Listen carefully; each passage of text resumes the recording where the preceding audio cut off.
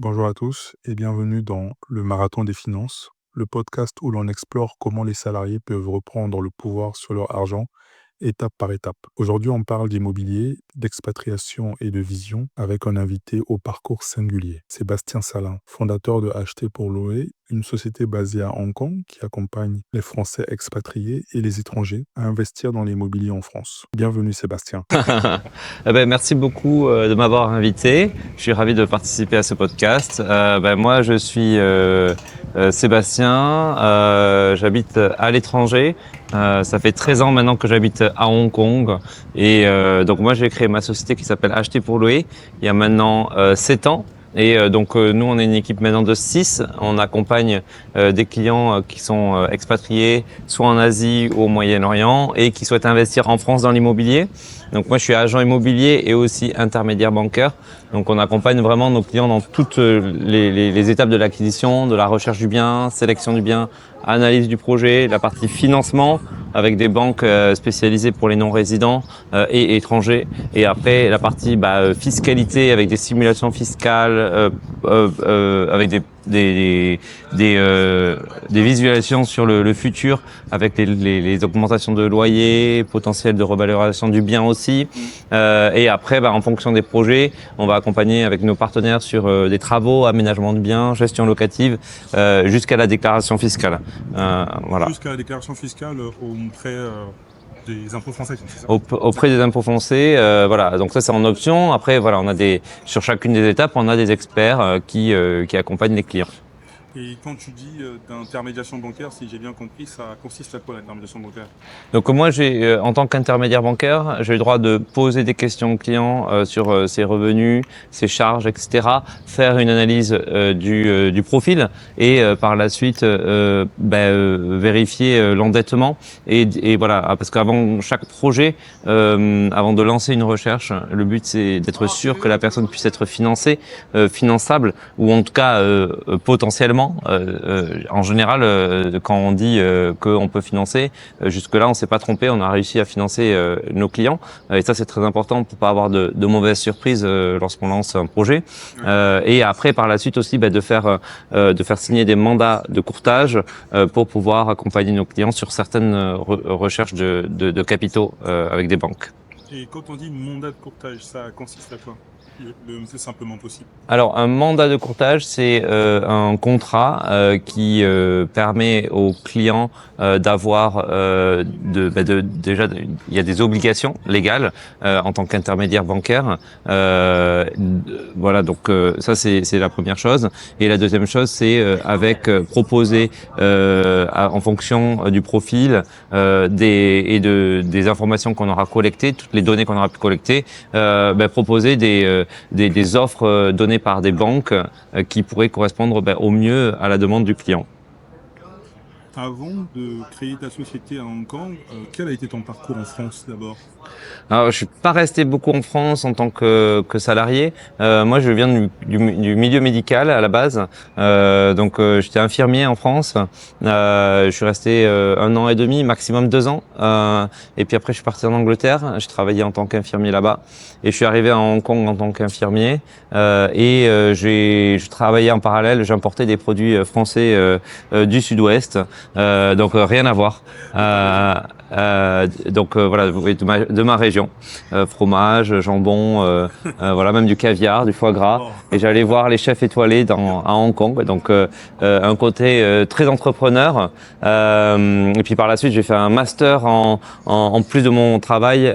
J'ai arrêté la société d'importation de produits, mais je travaillais à temps plein en tant qu'infirmier. J'ai fait un master 1 et 2 en droit santé international j'ai pu après par la suite diriger des centres médicaux sur Hong Kong. Ouais, c'est vraiment un très grand parcours dans le médical. En fait, en France, comment ça se passe? Je crois que c'est l'école de médecine, non, c'est là? Non, école d'infirmière. Pour les écoles d'infirmiers, c'est, je sais pas, 5 ans.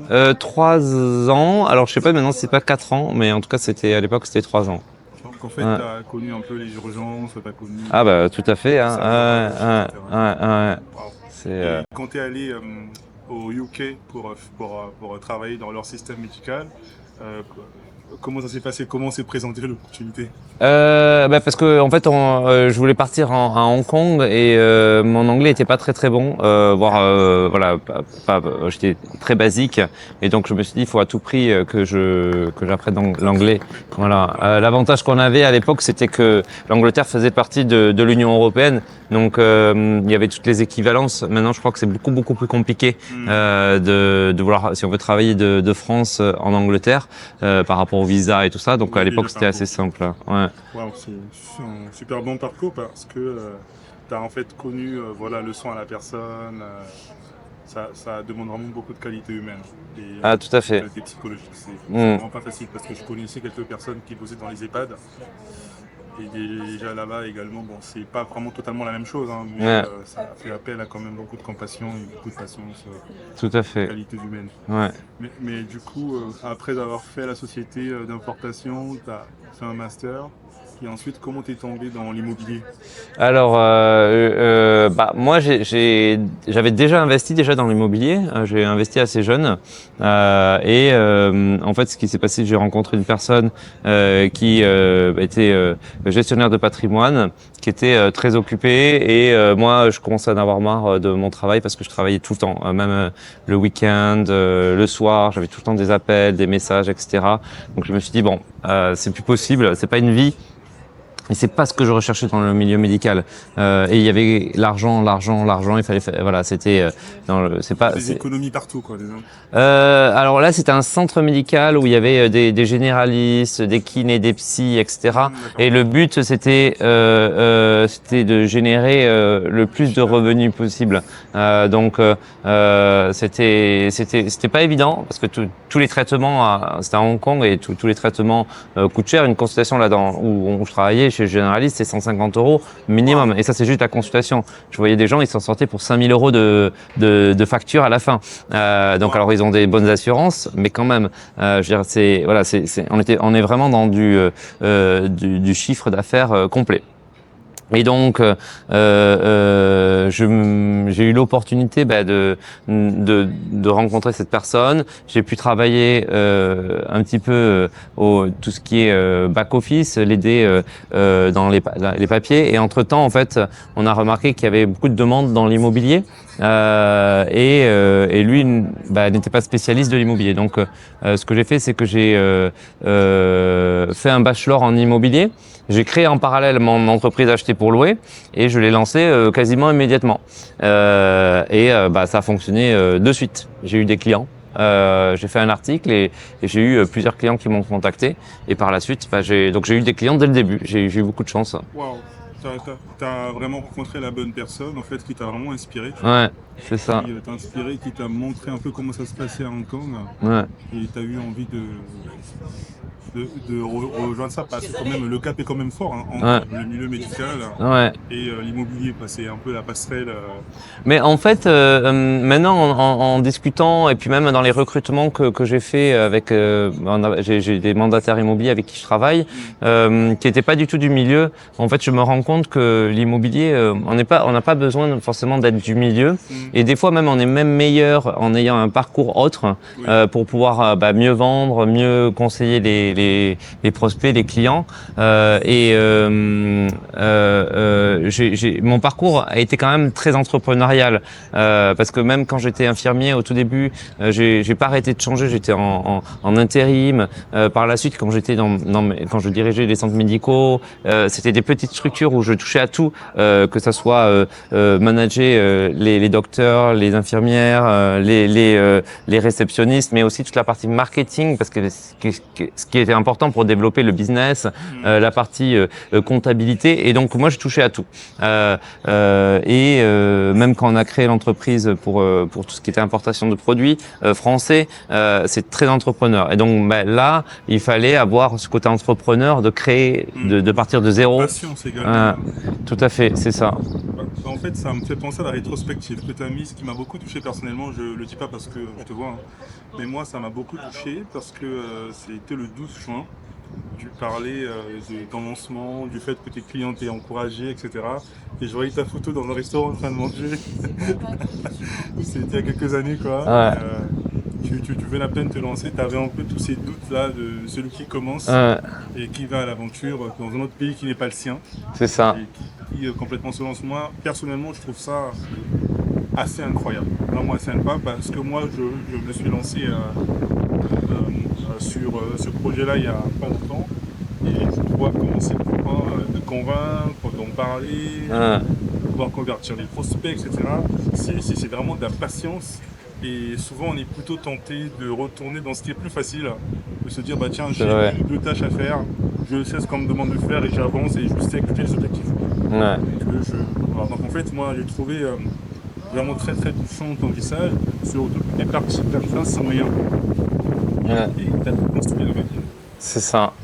Ah ben vraiment sans rien, ouais. Ben, en tout cas, merci pour ces encouragements. Et c'est vrai que ben, dans ce message, c'est ce que je disais, je le pense vraiment. J'ai eu des prospects, des clients top qui m'ont fait vraiment confiance immédiatement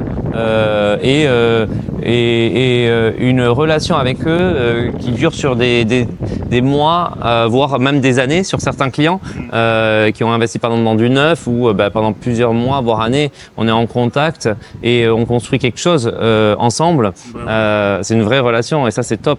Et il faut du soutien derrière aussi. Et en voyant tout ce positif aussi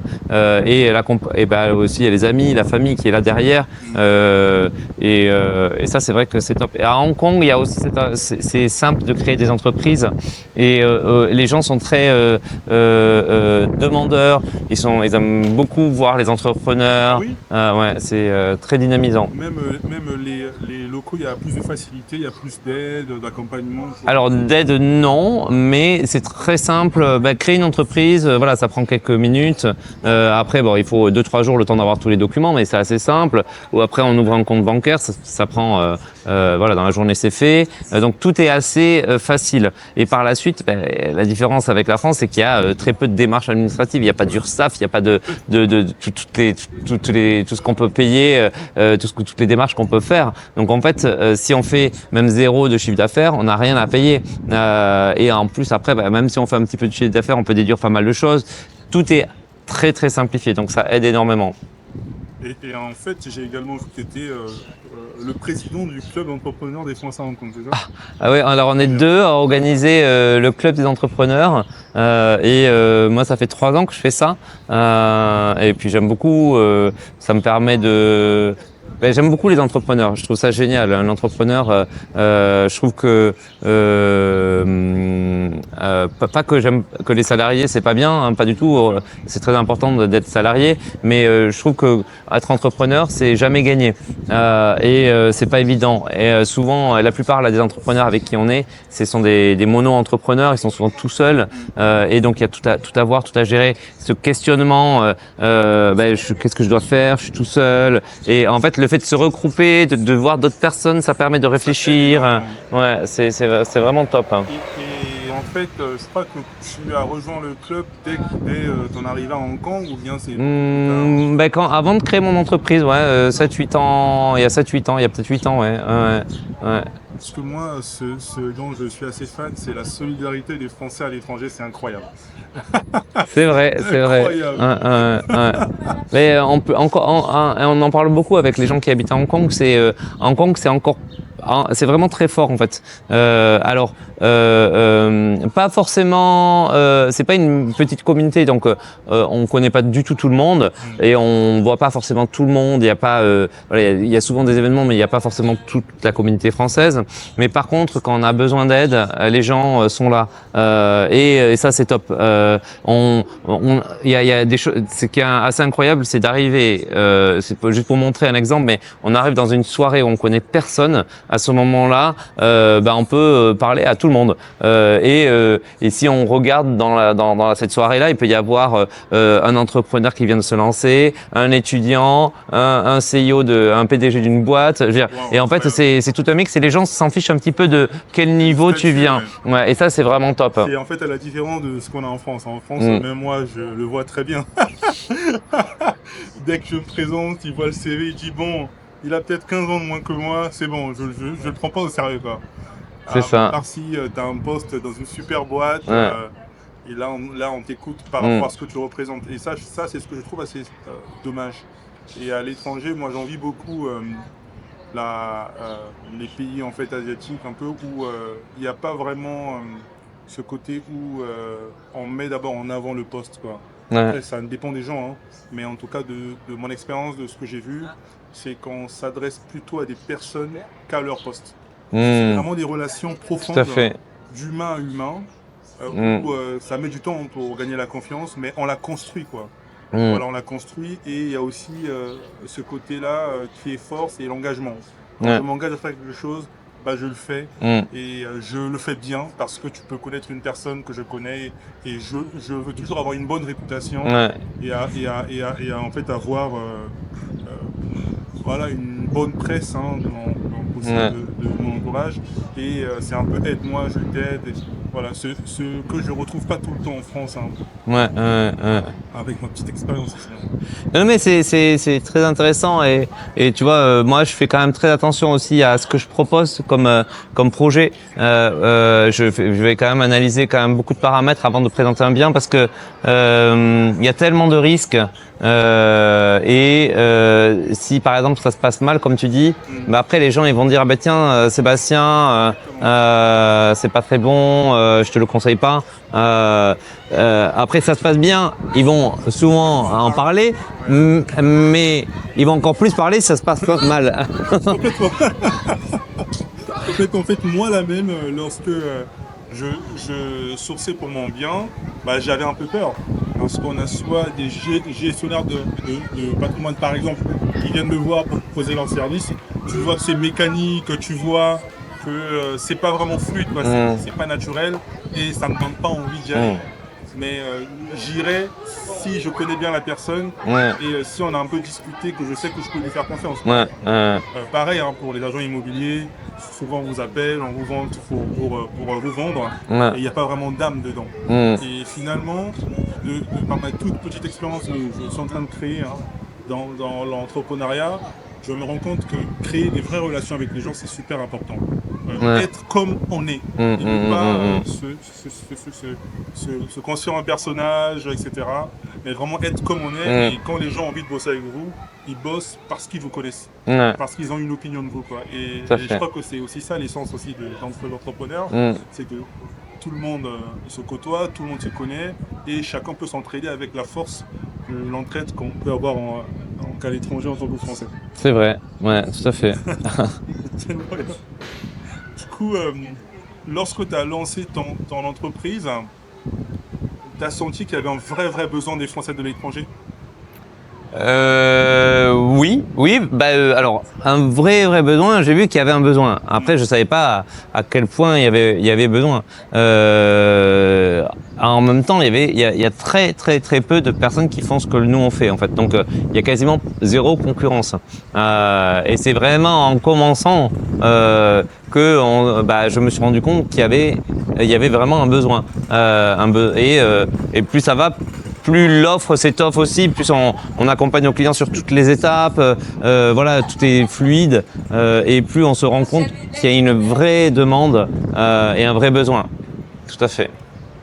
Et en fait, donc en fait, il y a une vraie demande, un vrai besoin, et c'est pas que les Français, ça peut être d'autres types de nationalités qui veulent Ouais. investir qu'en France, ou bien tu fais également dans d'autres pays européens. Alors, majoritairement, ce sont des Français ou des Français mariés avec une personne, par exemple asiatique, ou autre. Il y a quelques clients maintenant qui sont étrangers. Les deux sont étrangers. Mais moi, je ne fais que la France. Après, on fait exceptionnellement de temps en temps, mais c'est plutôt pour le plaisir. On accompagne nos clients sur Bali, nos investissements sur Bali, mais c'est vraiment minoritaire. Mais c'est quoi comme investissement sur Bali, si tu peux en parler? C'est des appartements? Non, c'est plutôt des villas. Les villas. Aujourd'hui, Bali pour moi c'est un peu c'est diversifiant. Ouais. C'est en général quand les personnes ils ont déjà. En fait, moi j'ai acheté une maison à Bali et j'y vais régulièrement comme ça avec la famille, les amis. Et après le reste du temps c'est loué. Ça fonctionne très bien. Les rentabilités sont très élevées. On est au-dessus de 10% net. Donc voilà, c'est des belles rentabilités. Par contre, c'est risqué. À la différence de la France, déjà on peut pas acheter à crédit, il faut acheter en cash. Bon, voilà, c'est des montants quand même assez importants. Et donc il vaut mieux avoir déjà créé son patrimoine, ce que je dis souvent en France ou ailleurs, hein, mais stable. Et après, se dire bon ben voilà, je me fais plaisir, je m'achète ma villa à Bali, j'y vais quand je veux, et le reste du temps c'est loué. C'est plutôt ça. Mais quand il y a des clients qui viennent me voir et me disent je souhaiterais acheter, j'ai aucun bien, je souhaite acheter et pourquoi pas Bali en voilà. Et là, je leur explique que c'est compliqué, qu'il vaut mieux faire appel au crédit en France et développer son patrimoine en France d'abord, et par la suite faire Bali en plus en plaisir, parce que si demain l'Indonésie change toutes ses réglementations, on peut perdre quasiment tout. On ne sait pas, il peut y avoir je sais pas les impôts qui peuvent être les taxes qui peuvent être augmentées, ils peuvent dire bon ben voilà en fait vous êtes plus propriétaire, ça redevient Ça revient à l'État. à l'État. Bon, parce que si je comprends bien, c'est que l'État garde quand même la propriété du terrain, non? Alors, non, alors, il y a des propriétaires locaux qui sont propriétaires du sol et après, nous, on devient le locataire en fait de cette personne et donc c'est des baux de 30 ans. Moi, j'ai 30 ans plus 30 ans. Bon, on va dire 60 ans, donc ce qui est quand même assez long. Dans 60 ans, je sais pas où est-ce que je serai, mais voilà. Et après, entre-temps, en général, on revend et on achète ailleurs. Mais ouais, tout à fait. On Et est en pas. fait, on peut les renouveler aussi, non? On peut les renouveler, c'est des négociations avec le propriétaire. Voilà, c'est pas gagné non plus. Ouais, c'est pas Voilà. gagnant. Ouais, ouais. C'est plus risqué. Voilà, c'est plus risqué. C'est Voilà, mais il faut le voir plutôt comme un achat plaisir, Hmm. avec tant qu'à faire une possibilité de faire une belle rentabilité. Hmm. Wow. Bah, en fait, je crois que c'est un peu pareil à Hong Kong, non, également, non? Alors à Hong Kong, non, c'est différent. C'est un peu, alors c'est, on va dire un peu similaire à l'Angleterre. À Hong Kong, c'est en fonction des immeubles, mais aussi, il y a il y a des fois il y a des maisons. En fonction de où on est localisé, il va y avoir un bail qui appartient donc le sol appartient au gouvernement et en fonction il peut y avoir des baux qui vont se finir en 2047, quand normalement Hong Kong va redevenir chinois. Il semblerait qu'à partir de là, parce qu'il y a des baux qui sont déjà expirés, donc ils les ont étendus jusqu'en 2047, où les personnes payent comme une taxe foncière, on va dire. Oui. Voilà. Et il semblerait que la Chine est en train de dire que ils vont continuer dans les mêmes conditions Hong Kong. Hong Kong va être quand même toujours séparé de la Chine et va y avoir en fait une taxe foncière à partir de 2047 pour tous les baux expirés. Mais il y a des baux qui ne sont pas expirés et qui expireront que dans 1000 ans, par exemple. Donc, il y a vraiment des baux de très très longue durée. Donc là, par contre, ils payent au lieu d'une taxe foncière importante, ils vont payer, je dis n'importe quoi, mais peut-être 10 euros par an, parce que ça vient il y a des dizaines, des centaines d'années. Je veux dire, des dizaines d'années plutôt.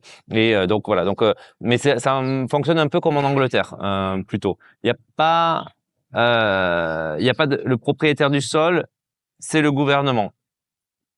Et en fait, quand on fait un peu le parallèle avec la France, aujourd'hui en France, ça fait déjà plusieurs années hein, qu'on parle de retraite. On a encore ajouté, je crois, 1000 ou 2000 milliards à la dette. Donc ça veut dire que nos enfants ont sur leur tête près de, je crois, 100 000 euros, 100 et quelques mille euros à rembourser. Avant même d'avoir parlé. Du coup, est-ce que tu penses que dans le long terme, l'immobilier est viable? Surtout aujourd'hui, on est dans une sorte de nouvelle économie.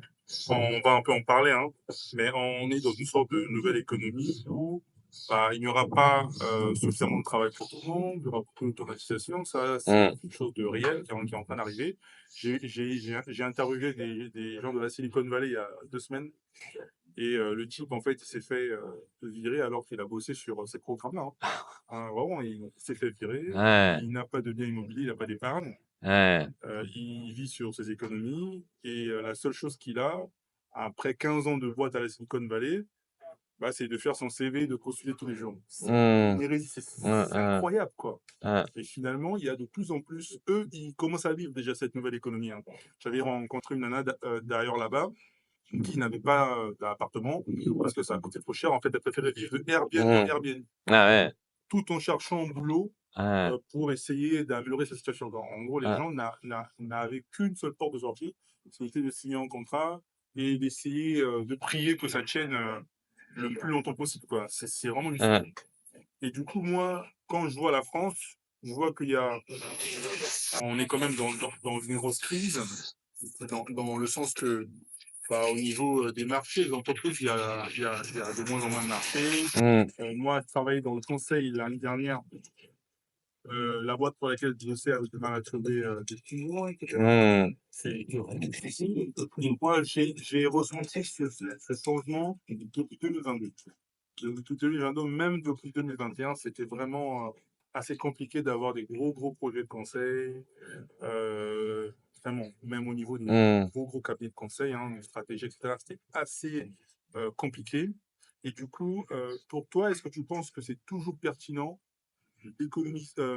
d'investir dans l'immobilier en France, sachant que on a en fait un petit destin qui est assez risqué. Voilà, on a un destin risqué parce qu'on ne Ouais. sait pas où l'on va. Là, c'est une question très intéressante parce que euh, le c'est ce qui fait peur à beaucoup de gens. Je veux dire, il y a des gens qui ne vont rien faire Mm, parce qu'ils ont peur de l'avenir, hein. mm. Donc se dire, bah voilà, je préférerais, bah je fais rien parce que bah il vaut mieux que je mette côté, je garde mon argent et donc moi j'ai des fois des clients qui viennent me voir, ils ont 50 ou plus et en fait ils en ont fait que économiser. Ah Donc oui, ils ont des sommes importantes ouais. dans leur compte. Alors c'est très bien mais sauf ils font rien de leur argent et Ils perdent de la valeur. voilà l'argent on perd de la valeur. Par contre je pense en tout cas moi je pense que l'immobilier est quand même une valeur sûre en France en tout cas. Je dis pas à Hong Kong par exemple on a trop construit comme beaucoup en Chine. Euh, donc l'immobilier a trop monté et les appartements à Hong Kong sont de luxe sont 5 à 10 fois plus chers qu'à Paris par exemple. Donc les prix sont en train de baisser, mais c'est normal, ils avaient trop monté. En France, on manque de logements. On manque de 500 à 600 000 logements par an. On construit pas assez et plus ça va, moins on construit. Moins on a de permis de construire. Ça devient de plus en plus difficile et donc derrière, on a une demande locative très très forte. Moi, toutes les personnes qui investissent en France, en fonction des villes, hein, mais il y a beaucoup de villes. Là, on a Paris, mais il y a toutes les grosses villes. Les gens n'arrivent plus à se loger. Les locataires pour trouver un C'est logement, complexe. ah ouais, ça devient la croix et la bannière, hein. Il faut monter 3 mois il faut avoir au moins 3 fois le montant du loyer, avoir un CDI, avoir peut-être 2 garants. Je veux dire, ça devient la folie. Mais ça aussi, c'est aussi dû à un problème. C'est qu'aujourd'hui, la France, en gros, les lois sont plutôt en faveur des squatteurs également. Des squatteurs, hein. Ouais, ouais, Donc, on peut avoir des ouais. locataires qui peuvent se transformer en squatteurs. Et selon la loi, si la personne est enceinte ou des enfants en Mm. bas âge, en fait, elle peut totalement vous ruiner votre bien immobilier, quoi. C'est souvent la question que j'ai, hein. Mm. Alors, c'est vrai que la loi a un petit peu évolué depuis 1 an et demi, 2 ans. Là, il y a eu la loi anti-squat, donc ça aide quand même pour faire expulser plus facilement, beaucoup plus rapidement. Et puis après, il y a aussi des assurances anti-squat qui Ouais. sont présentes. Donc, je pense que ça c'est aussi important pour être rassuré par rapport à ce type Et de comment ça fonctionne, difficultés. les assurances en multi-squat Ben, pour les ben, populations? en fait, après, tout dépend de la garantie que l'on prend, de quelle assurance. Mais après, il va y avoir il peut y avoir des carences de loyer. Peut-être que l'assurance, elle va se mettre en place au bout d'1 mois, au bout de 3 mois. Tout dépend de la garantie que l'on aura prise. Et puis après, ben, c'est l'assurance qui va couvrir les loyers et faire les démarches nécessaires pour faire sortir les squatteurs. Donc ça peut être. Alors, c'est un coût, hein, mais ça peut être certains clients ont peur de beaucoup de choses, donc et à juste raison, hein. Et donc Mm. peut-être que voilà, prendre ce type d'assurance peut être aussi une intéressant. Mais par rapport en tout cas, moi, je pense que l'immobilier reste une valeur sûre en France. Si je compare à d'autres pays, on arrive quand même à acheter à crédit, avec peu d'apport, avec un taux fixe. Des prix qui sont quand même pas si élevés que ça.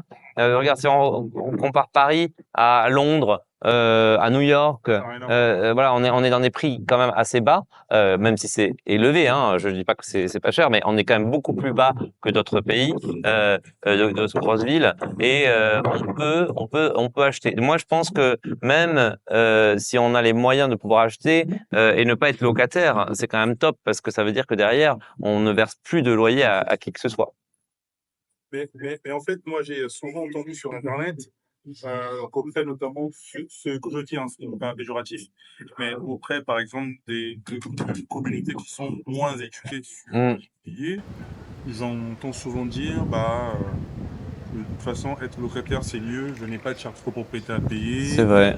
je n'ai pas d'emprunt pour Mm, 25 ans, etc. Et je paye juste tous les mois, je ne m'occupe pas de l'entretien, du truc. mm, Voilà. En tout cas, j'ai pas de taxes foncières, j'ai mm. pas ci, j'ai pas ça. Mais qu'est-ce que tu peux répondre à ces gens-là? En gros, vraiment de ton point de vue et de ton expérience, qu'est-ce que tu peux répondre à des personnes qui sont encore dans ces schémas-là? Alors c'est un argument très intéressant et en même temps je sais pas si moi je suis la meilleure personne pour répondre à cela parce que en fait moi mes personnes avec qui je travaille ce sont des gens qui travaillent à l'étranger. Donc à Hong Kong par exemple, les 99 ou plus de mes clients sont locataires parce que l'achat à Hong Kong est tellement élevé, c'est au moins 1,5 million pour une chambre ou 2 chambres maximum donc d'euros. Donc faut s'imaginer que voilà, on peut pas être propriétaire facilement. Donc la plupart vont payer des loyers qui sont très élevés, voilà parce qu'ils vont payer facilement 2, 3, 4, 5, 10 000 euros par mois, en fonction de la superficie de loyer, c'est des loyers très élevés. Mais ils vont préférer être locataires où l'entreprise en plus va souvent bien payer et va aider, va avoir une aide en tout cas sur une partie du logement. Donc là, mes clients en général, ils sont locataires. En France, je pense qu'il faut aussi étudier où est-ce qu'on habite, parce que en fait, il faut faire aussi le calcul. Je sais qu'il y a certaines villes, c'est plus intéressant d'être locataire qu'au propriétaire, parce qu'en fait, si on fait le calcul sur plusieurs années, les loyers étant assez bas, acheter, ça ferait faire avoir un crédit avec une mensualité plus élevée, comme tu disais aussi des charges d'entretien. Et je vois des fois aussi, j'ai certains clients qui me disent ils achètent par exemple à Paris sur des appartements haussmanniens par la suite il y a un ravalement de façade, ajout d'un ascenseur, 40 000 euros par-ci, 80 000 par-là, et je veux dire tout le monde n'a pas les moyens de sortir cet argent. Là en plus il y a il y a des appartements des années 80 qui sont très très mal isolés, où maintenant on a les lois aussi où il faut pouvoir isoler les appartements, mais il y a aussi les copropriétés. J'ai une de mes profs qui avait un appartement dans un immeuble années 80 à Bordeaux.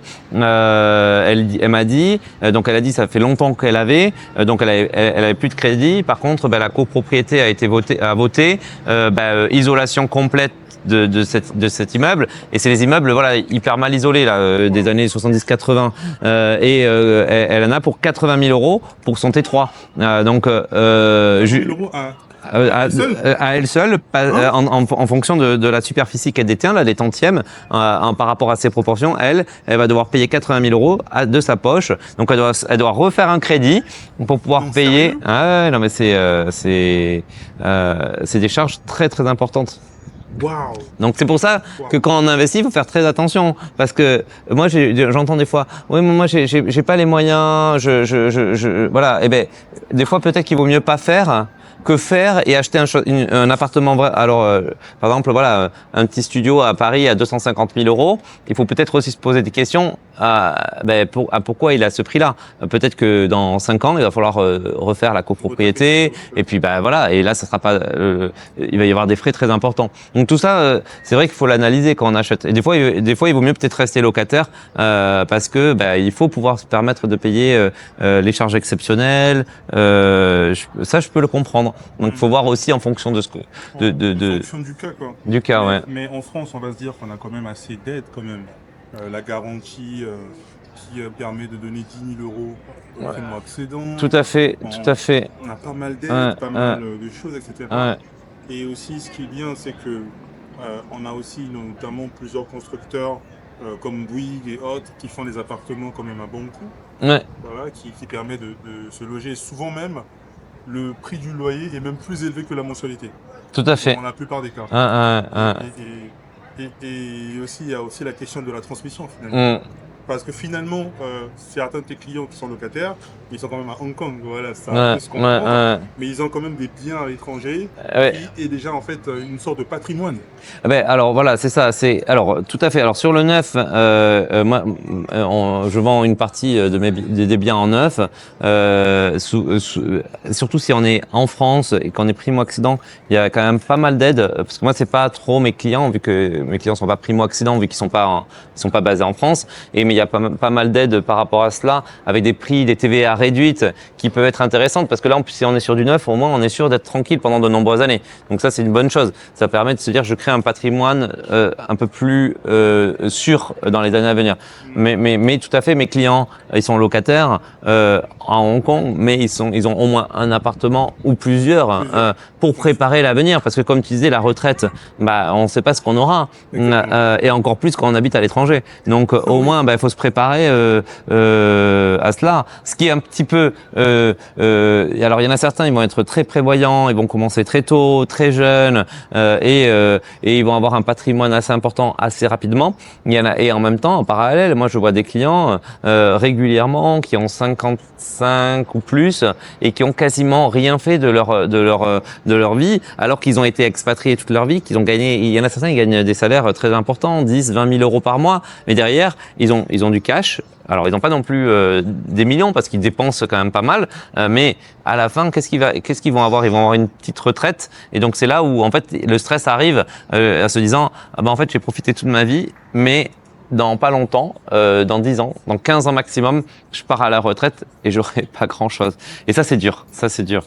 En fait, pour moi, ça rejoint un peu la question sur le type de client, même sans pas rentrer dans la confidentialité, mais quelle est la raison pour laquelle les gens viennent te voir? Quelles sont les raisons pour lesquelles? Est-ce qu'on parle retraite, on parle patrimoine, parce qu'on prend conscience que Ouais. c'est important d'avoir un patrimoine pour faciliter la vie de ses enfants après.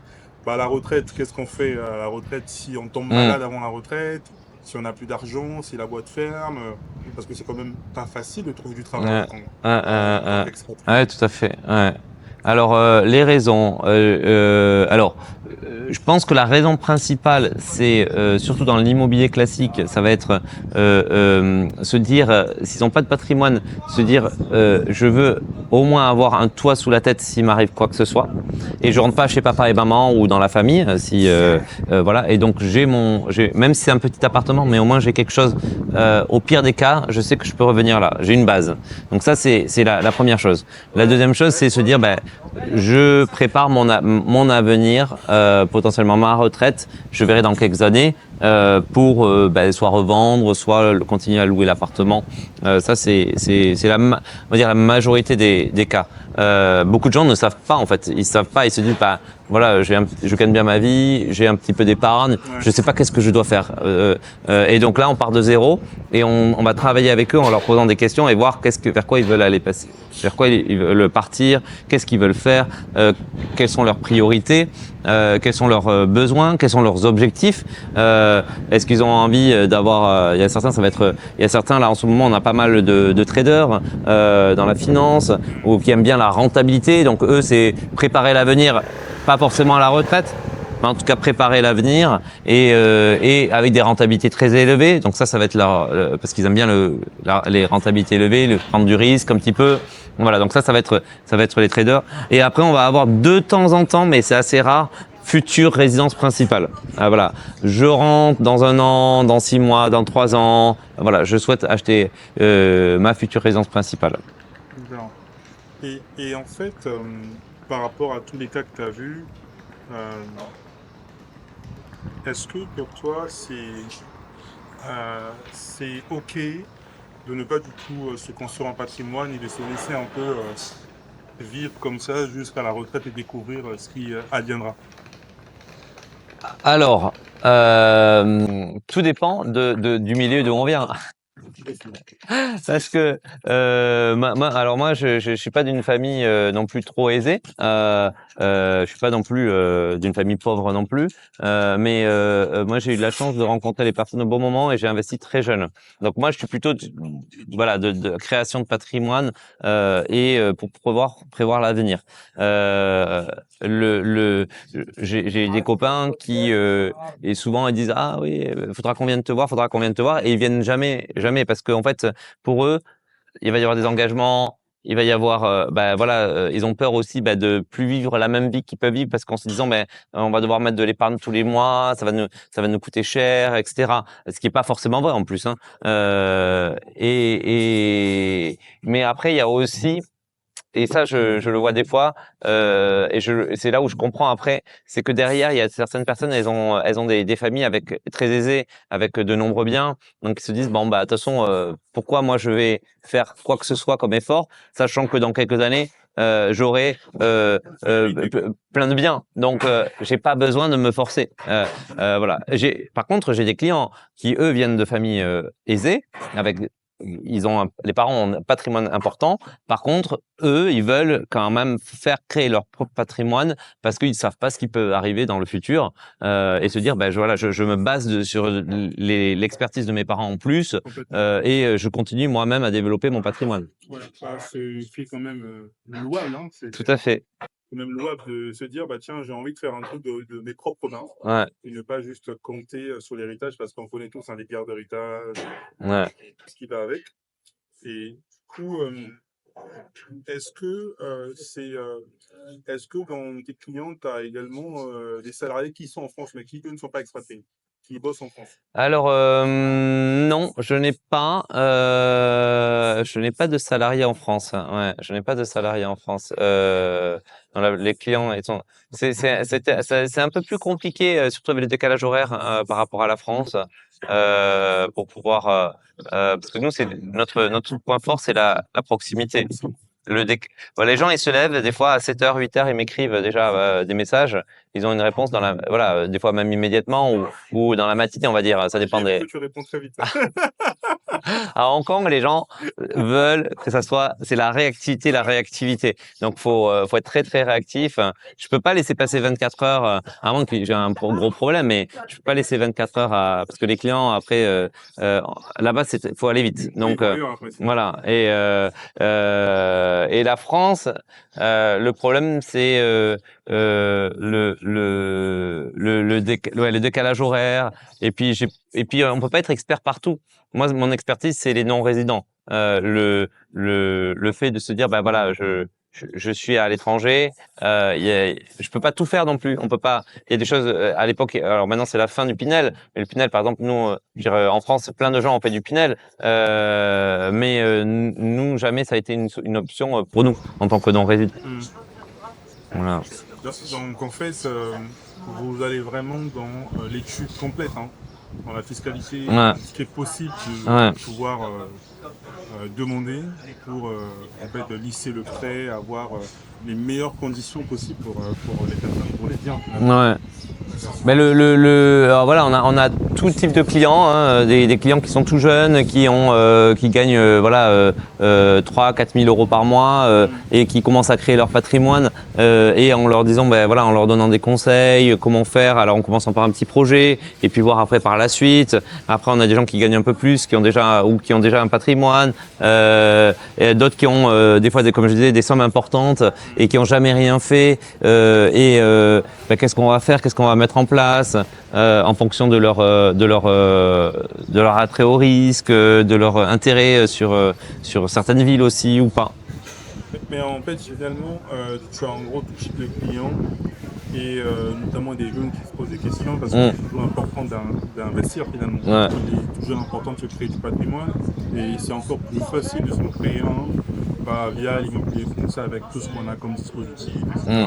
Parce que c'est vrai que ça peut être complexe en fait en France de comprendre tout ça, mais tu apportes également du conseil Ouais, et aussi un regard d'expert parce que tu as commencé pour tout. ouais, tout à fait. C'est vraiment toi à investir et c'est ça qui t'a permis de construire un patrimoine. Et tu penses que si quelqu'un veut se lancer par exemple, se dit bah, tiens j'ai un bien en France et j'ai envie de m'expatrier, bah, il peut te contacter Tout à en fait. disant bah tiens moi je m'expatrie par exemple on va dire en Thaïlande, bah, j'ai un bien en France, Sébastien, est-ce que tu peux me le gérer, me le louer en Ouais. fait comment ça se passe? Tout à fait. Alors,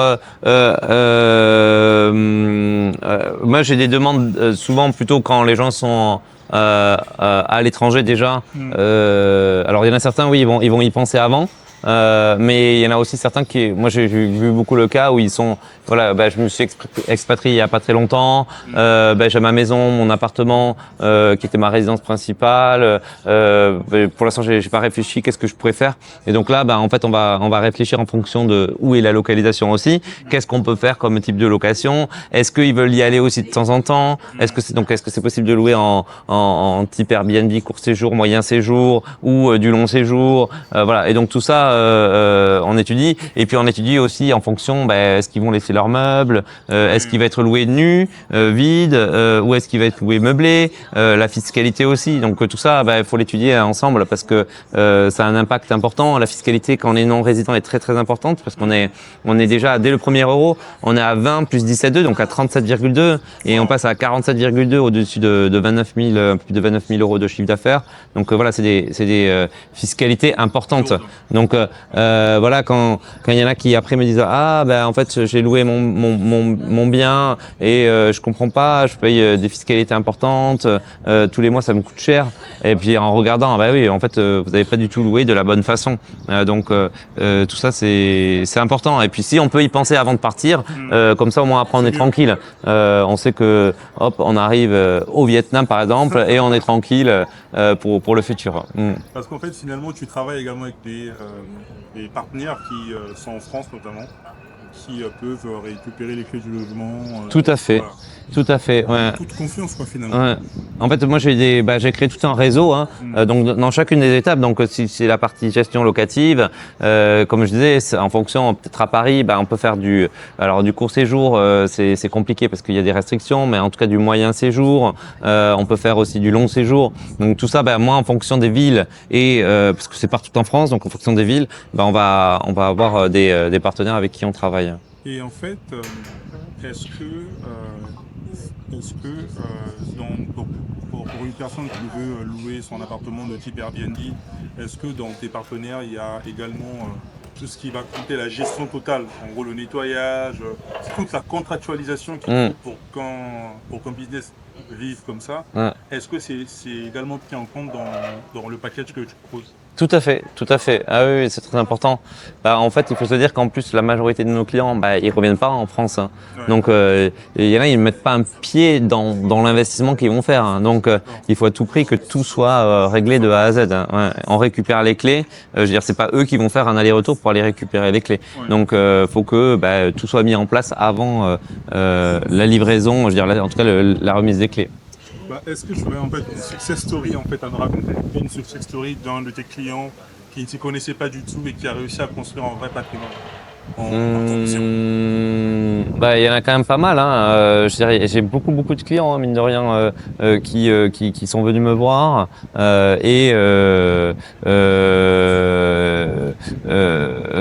juste, par exemple, là, j'ai un client, 50 ans, un Belge qui est venu me voir il y a quelques temps, et puis il me dit, moi j'ai 500 000 euros de cash.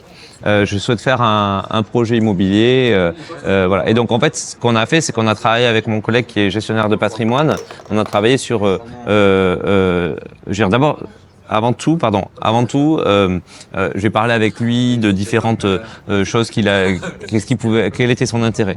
Et donc, en fait, on s'est rendu compte qu'il avait déjà des biens et que lui, il est très occupé, il a un gros poste, il gagne bien sa vie et que il a envie de développer rapidement son patrimoine pour que dans les années à venir, il soit tranquille, même s'il avait déjà un patrimoine intéressant. Et donc en fait, il a fallu se servir de cette somme pour pouvoir démultiplier. Et donc je lui ai dit, il faudrait quand même faire appel au crédit parce que ça permettrait d'aller encore de multiplier le patrimoine. Donc en fait, on est parti sur une idée d'achat en nue propriété avec un démembrement. Donc là, pendant 17 ans, il peut pas l'utiliser, mais ça correspond pile poil à la date à laquelle il veut partir à la retraite.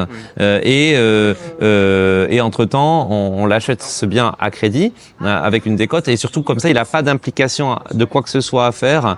Et de l'autre, le cash, on l'a investi. Bon, il y avait les frais à payer, mais le cash, il a investi avec mon collègue dans pas mal d'investissements, type SCPI ou autres placements, pour générer du revenu et venir couvrir en partie la mensualité du crédit. Et donc comme ça, en fait, grâce à cela, il arrivera dans 17 ans avec un double.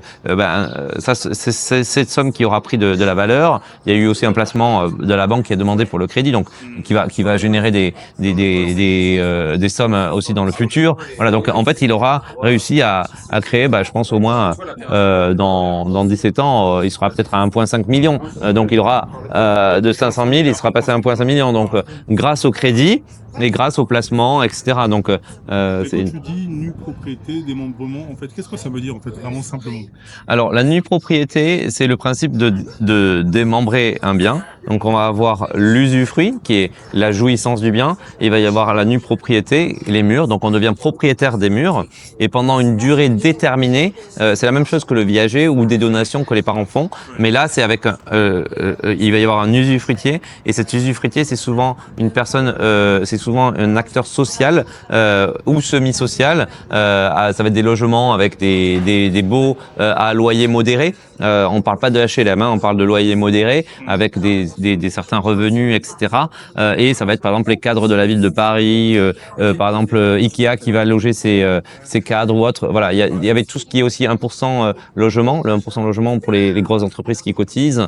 Voilà, donc tout ça c'est l'usufruitier. Et donc pendant cette durée de 17 ans, là c'est 17 ans, mais ça peut être des fois 10 ans, mais c'est assez rare, jusqu'à 20 ans, on va avoir zéro revenu, parce que c'est lui qui va toucher les revenus, on va avoir zéro charge en même temps, parce que c'est lui qui s'occupe de tout l'entretien, zéro impôt, zéro taxe, donc en fait on oublie quasiment son bien.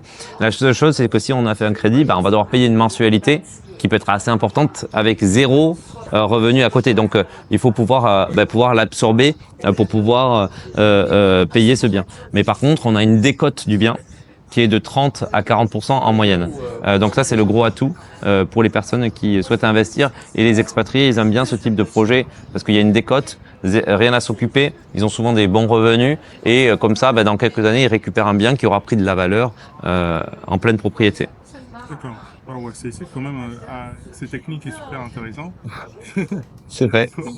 En fait, moi, j'ai juste pas compris la partie en fait, il n'aura rien à payer. À part sa mensualité, c'est qui paye en gros les charges. Donc en fait, pendant la durée de démembrement, c'est l'usufruitier voilà, donc l'acteur social qui va lui récupérer les loyers, mais qui va payer les charges. En fait, il y a sur ce type de projet, il y a tout il y a un contrat qui est fait, un contrat de maintenance. Donc il doit avoir des contrats de maintenance et 3 ans avant, 2 ans avant, 1 an avant la fin du démembrement, il va devoir faire des entretiens importants des parties communes et privatives pour rendre le logement et l'immeuble dans un état, alors pas neuf, mais en très bon état. C'est des obligations qu'il a. Donc c'est lui qui s'occupe de tout payer, et même les impôts, les taxes. Wow, ok. Enfin, c'est super intéressant. En tout cas, moi, je ne le connaissais pas. C'est vrai que c'est un marché de niche. Il y a que 2000 ventes par an en France qui sont faites. Donc, mais nous, on en fait régulièrement. C'est pas c'est pas ce qu'on fait en majorité, mais on en fait régulièrement parce qu'il y a un intérêt sur ce type de projet. En fait, vous accompagnez vraiment selon le profil de la personne. Tout à fait. En fait, moi, je suis à la base, je suis agent immobilier. L'entreprise c'est acheter pour louer, mais en fait, on est plutôt conseiller particulier avec j'ai ma collègue qui dit qu'on est des super agents immobiliers. On est des fois même plus, on va plus faire de conseils qu'un conseiller en gestion de patrimoine pour certaines parties parce qu'on a plus d'expertise. Après, tout ce qui est financier, on ne le fait pas. Donc ça, c'est c'est d'autres personnes qui vont s'en occuper. Mais on a des connaissances approfondies sur la fiscalité, le financement et l'analyse du projet, parce que chaque personne est différente. Ouais. Et en fait, si on retient bien, c'est super important, surtout quand on a des revenus, penser à construire son patrimoine. Quand on est à l'étranger, notamment, il y a une forte communauté française à l'étranger. C'est vraiment intéressant de construire dans son patrimoine, dans son pays, pour pouvoir notamment préparer sa retraite, ses vieux jours et laisser son patrimoine à sa descendance. Et j'ai vu que tu servais également des clients au Moyen-Orient. Comment ça se passe pour le Moyen-Orient? Alors, c'est pas la majorité de nos clients, mais on a quelques clients qui sont basés à Dubaï, qui ont été référés, ou des personnes qui sont parties de Hong Kong, qui sont parties à Dubaï et qui ont parlé aussi à d'autres personnes. Après, c'est le même principe. La plupart, c'est des Français qui sont maintenant à Dubaï, qui vivent à Dubaï, et donc pareil, on va tout faire à distance. Du coup, Sébastien, quels seraient les conseils que tu aurais en fait à donner à des gens qui hésitent encore, qui se posent des questions, qui ont peur, notamment de s'engager dans tout ce processus, qui se posent 1000 questions, mais qui ont un peu de cash, qui ont un salaire confortable, qui ont une certaine expérience, etc. Et qui notamment veulent y aller, mais n'osent pas. Alors, il faut arriver je pense que discuter avec des personnes qui l'ont déjà fait, ça c'est intéressant, de la famille qui l'a peut-être déjà fait, ça peut être aussi intéressant. Après, essayer de trouver des personnes qui sont comme moi dans ce métier-là, qui peuvent donner des conseils aussi, et parce que en fait, comme il existe plein d'options différentes, que ce soit est-ce qu'on est plus neuf, ancien rénové, est-ce qu'on va être plutôt comme je disais, il y a la nue propriété, il y a les résidences de service, il y a des SCPI, il y a tellement d'options différentes et chaque option a ses atouts et ses points faibles aussi. Donc il faut peut-être déjà il faut arriver à trouver quel est son objectif, et souvent même quand j'ai des personnes qui sont un peu frileuses, je leur dis même s'il y en a certaines qui peuvent faire des choses assez importantes par rapport à leur patrimoine, à leur revenu, je leur dis on va commencer par un petit projet. Et on va commencer par ça. Au moins, vous allez voir, ça se passe bien, que tout soit assez fluide, et après ils seront contents. Et après, ils vont pouvoir recommencer, dupliquer. De toute façon, en même temps, il vaut mieux pas mettre tous les œufs dans le même panier. Donc même si on a 1 million de budget, c'est un peu bête d'acheter, à moins pour avoir un appartement pour y vivre, mais ça serait bête de pouvoir mettre 1 million que dans un seul bien. Donc autant commencer par un petit bien pour pouvoir se lancer et être sûr de ce que l'on fait. Que être stressé à vouloir faire à tout prix quelque chose de gros qui en fait peut-être qu'à la fin on fera rien en fait. Et en fait pour toi ça met combien de temps à se construire un bon patrimoine immobilier? 5-10 ans? Au moins 10 ans je dirais. Ouais, parce qu'en fait, au moins 10 ans, parce qu'entre le moment de commencer un premier projet, après, si on veut faire d'autres projets, il va falloir aussi épargner. Donc, ça met du temps. On peut pas faire. C'est difficile de faire un projet par an, en plus. Il y a des fois des personnes qui disent, moi, je vais faire un projet par an. Si on en fait un tous les 2 ans, c'est déjà beaucoup. Ouais, parce que chaque projet a quand même il y a des risques, mine de rien, on prend des risques. Et donc il faut être sûr que tout se passe bien Donc imaginons entre le moment où on achète et quand on signe chez le notaire, si on fait un crédit, ça peut prendre 4 mois, 5 mois, 6 mois en fonction de la rapidité des banques. Et derrière, après on met en location, peut-être qu'on aura des travaux avant. Et donc déjà ça va peut-être mettre 1 an. Et après il faut être sûr que ça se passe bien, Et après une fois que ça se passe bien, se dire je continue à épargner un petit peu. Et là je vais commencer à réfléchir à mon deuxième projet pour pouvoir. Et donc ça met du temps. Donc moi je dirais une dizaine d'années pour être sûr d'avoir commencé à avoir un patrimoine intéressant. Sébastien, merci pour ton temps. Pour moi, c'est toujours un plaisir de discuter avec toi. Merci beaucoup, Jean-Paul. Je te laisse le mot de la fin. Moi, je suis ravi d'avoir pu participer à ce podcast. Et puis, j'espère que ça va pouvoir aider certaines personnes. Et puis, s'il y a des doutes, il ne faut pas hésiter à contacter des personnes, ou même à me contacter s'ils ont besoin de conseils, surtout si vous expatriez.